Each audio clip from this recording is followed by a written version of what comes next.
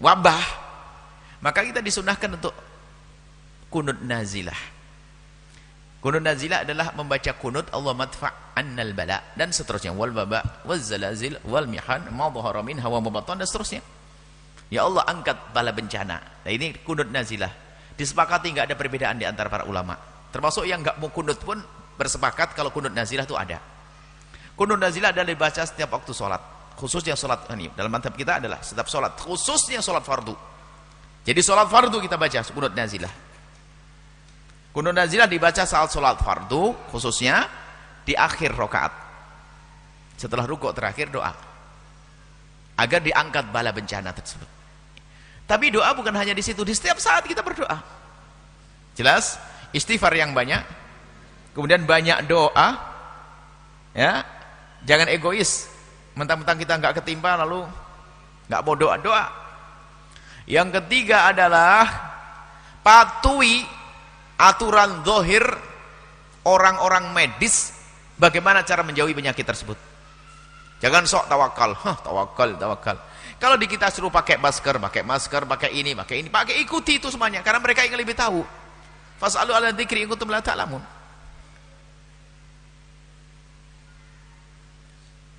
Kemudian yang keempat adalah berbanyaklah sedekah.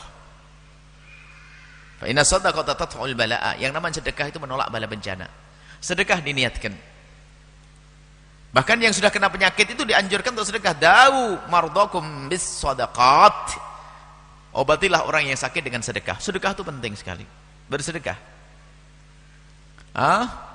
Bersedekah.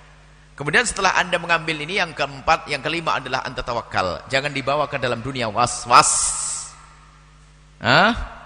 Was-was. Yang penting Anda sudah memenuhi, kan ada syarat batinnya minta kepada Allah berdoa. Syarat zahirnya Anda menjaga diri. Menjaga diri sudah selesai setelah itu. Kalau sudah serahkan kepada Allah aman. Yang repot kena was-was. Was-was. Jangan-jangan kena penyakit apa tadi namanya? Penyakit corona, penyakit. Jangan-jangan kena. Jangan-jangan kena. Semuanya. Yang penting kita sudah berusaha secara zahir, selesai setelah itu. Jangan kena was-was. Menjadikan hidup kita tidak enak was-was. Asalkan kita sudah sarana zahir, kita upaya, maka ketahuilah itu sudah sangat cukup bagi kita. Dan jangan sampai hanya menjadi orang tawakal juga tanpa ada usaha, itu adalah tidak dibenarkan. Tawakal, yang penting saya tawakal kepada Allah, biarin, nggak kira saya kena. Nggak kena nanti, karena dia tawakalnya salah. Tawakal itu ikil fatawakal, usaha dulu baru tawakal. Ikat ontamu baru tawakal. Ada waktu itu Nabi melihat satu orang ontanya tidak diikat. Ditanya Nabi, kenapa ontamu tidak kau ikat?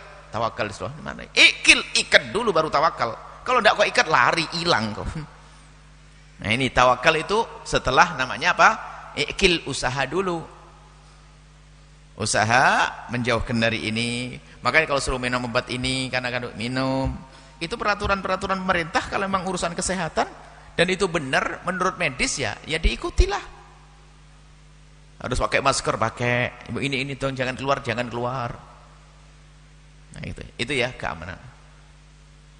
Jadi aturan-aturan kemaslahatan maka kita patuhi. Itu namanya ngambil wasilah zahir dan batin yang berdoa kepada Allah Subhanahu wa taala. Maka dengan inilah insyaallah kita dijauhkan dari malapetaka dan bencana. Wallahu a'lam bishawab.